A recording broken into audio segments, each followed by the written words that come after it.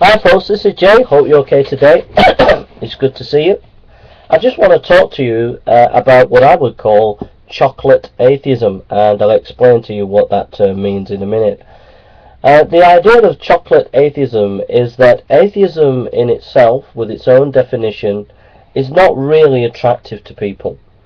It doesn't really answer the major existential questions or supply the need of existential needs. Okay, so basically what I'm saying is that you have a definition of atheism which is an absence of belief due to a lack of evidence concerning God. Okay, so now the atheist takes this definition and this position, but the problem is it doesn't actually answer some of the big existential questions of life, of really where we came from, why are we here, what are we supposed to do with our lives. Okay, and then secondly, that definition doesn't actually meet the existential personal needs an individual person has, such as the need for significance, the need for purpose, etc. So what has happened is there is a movement now of people within atheism where they recognize actually atheism isn't actually meeting these needs, isn't answering these questions, so we need atheism plus. And so there are atheists who are starting new different movements and putting atheism and humanism together, or atheism and secularism together, or atheism and Buddhism together, or atheism and feminism together, and they're trying to give some more content so that atheism with its plus sign on it can meet the existential questions and the existential needs that people have. But what that should tell you is that atheism on its own is bankrupt, that it cannot answer the major questions, that it cannot answer provide for the needs of the existential issues in our lives. So where do we go from here? Well, it's kind of like atheism is kind of like a plain biscuit. You know, your biscuit that you have that you dip into your tea. It's just plain, it's ordinary, and the atheists are realizing that the plain old biscuit is just not attracting anybody. It's not as attractive. So what they've done is they've got the biscuit and they've coated it with chocolate, and they've made their biscuits look like chocolate biscuits, so that people can say, wow, these are chocolate biscuits, we want a chocolate biscuit. And so I would call it chocolate atheism.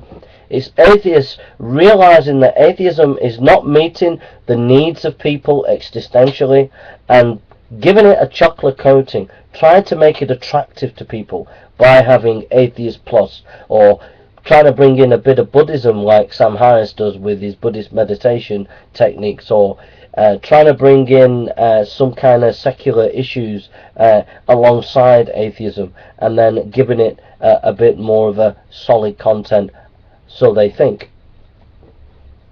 So what do we think of the chocolate atheism? Basically it's just melting away. Even the chocolate atheism that springs up is really an admittance of defeat. It's an admittance really that actual atheism actually, when looking at it, doesn't actually deal with the big questions. So it's a fail before we even begin. But these chocolate atheists that are going around today with the atheism plus and whatever they want to else call it, with the various moral issues, will continually be found to be morally bankrupt. They'll continually bring the moral fibre of our nations into pieces. The reason being is because in the end, chocolate atheism will always descend into relativism. There will never be any objective morality with chocolate atheism.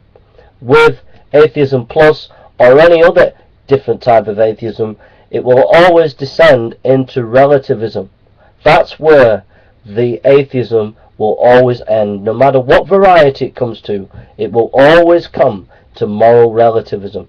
And might I remind you that if you have moral relativism, where everybody says what is right in their own eyes, and there is no real right and wrong, in the end you'll have anarchy and moral collapse. And that's what we're beginning to see these days.